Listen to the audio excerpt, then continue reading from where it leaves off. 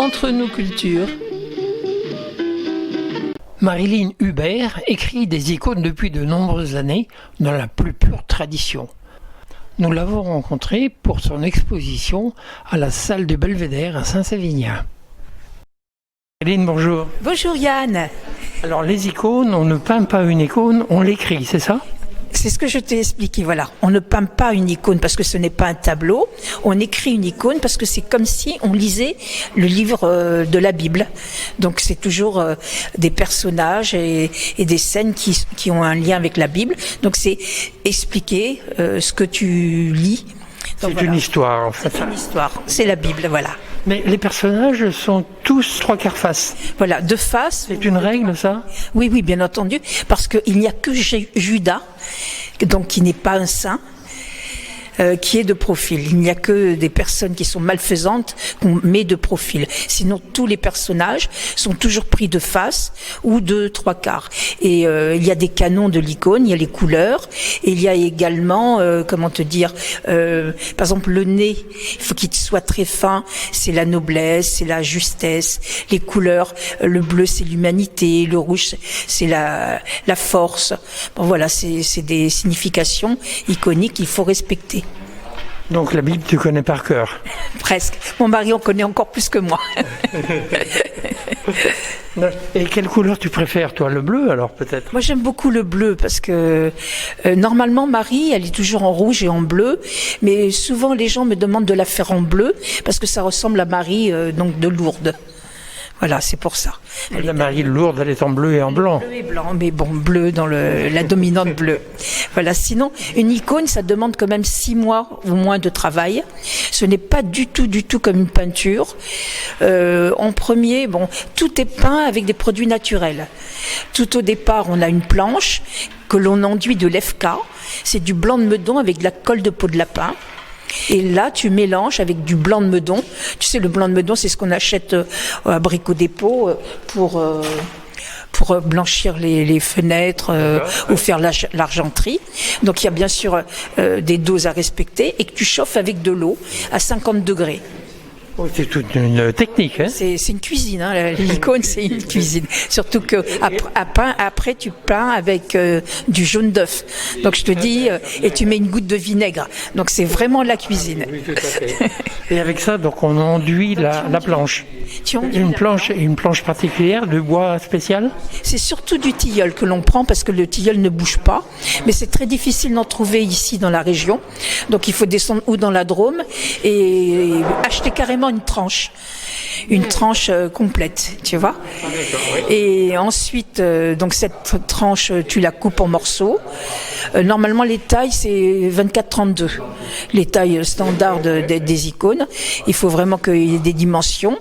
Et il n'y a pas un standard de taille quand même. Là, je vois, il y a plusieurs formats. Voilà, c'est plusieurs formats. Mais il faut toujours il y a toujours 3 quarts à respecter. C'est le secret de la ligne, on va dire. C'est pour ça. Mais ce qu'il y a à savoir, c'est donc que c'est très très long à faire une icône. C'est pas du tout comme si on peignait. Et les gens me disent « Oh, mais les personnages, ils sont pas souriants. Ils sont pas. » C'est une icône. Il faut toujours respecter. Une icône ne se peint pas, elle se décalque. On ne crée pas une icône soi-même. On prend toujours une icône qui a existé. On la reproduit, on la décalque, on grave sur la planche que l'on a donc, quand on a passé le LEFK pendant 10 jours, on arrive à avoir un enduit très dur que l'on ponce pour avoir comme du marbre. Ça devient tout doux comme du marbre. On décalque le dessin, que l'on trouve même sur Internet, des vieilles icônes que l'on décalque. On grave cette icône pour la sacrifier au saint que l'on va dessiner. Et ensuite, à partir de là, on va commencer à peindre, donc comme je te disais Yann, avec des produits naturels. Des pigments, que des pigments naturels, du jaune d'œuf. On met un peu de vinaigre dans le jaune d'œuf pour le garder pendant une semaine, 15 jours, pour qu'il ne tourne pas. Ensuite, tu mets de l'eau et tu commences à faire un mélange. Mais ce mélange, il faut que vraiment ce soit comme une pâte, mais justement qu'elle soit pas pâteuse, parce que si tu mets trop de jaune d'œuf, ça glisse et ça reste pas.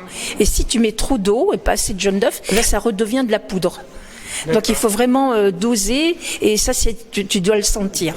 Donc voilà. Là tu parles effectivement beaucoup de cuisine, mais et tu parles de décalquer, mais est-ce que c'est un art quand même? C'est un art parce que justement c'est le fait de savoir et de respecter. Et parce que là l'artiste normalement il imagine, il invente, Oui, c'est comme si tu prenais par exemple un peintre qui fait des trompe-l'œil. Le trompe-l'œil, il n'invente pas, il reproduit exactement à l'identique. Et ben, pour faire une icône, c'est un peu ça.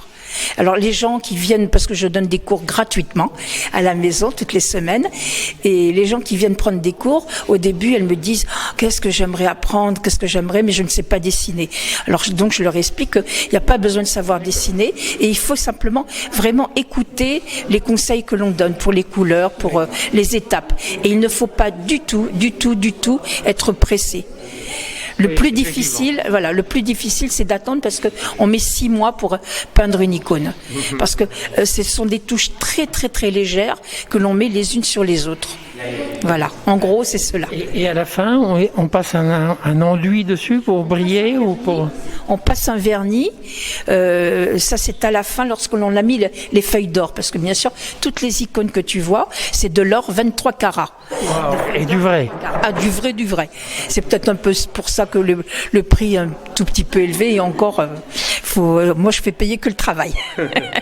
Mais c'est vraiment des feuilles d'or 23 carats et c'est tout un art aussi de poser l'or. Parce que tu as ta feuille, il faut mettre d'abord une gomme laque, c'est comme un vernis qui attache, une colle, une gomme laque. On laisse sécher pendant 1 heure et après ça, on met une mixion à dorer qu'on laisse sécher 3 heures. Et à partir de là, tu fais crisser ton doigt. Et si ça chante, si l'enduit chante, ça prouve que tu peux poser ton or. Voilà, c'est tout un truc. Et en plus, l'icône, c'est une chanson alors. Exactement, tu as tout compris. Il y a plein de messages dans une icône. Okay. Marilyn, merci. Je ne dis pas que j'irai filmer pendant 6 mois la naissance d'une icône, parce que c'est peut-être un petit peu long. Oh, mais ça me ferait plaisir que tu viennes tous les jours. Merci à toi, Yann, d'être venu. Merci infiniment. Entre nos cultures,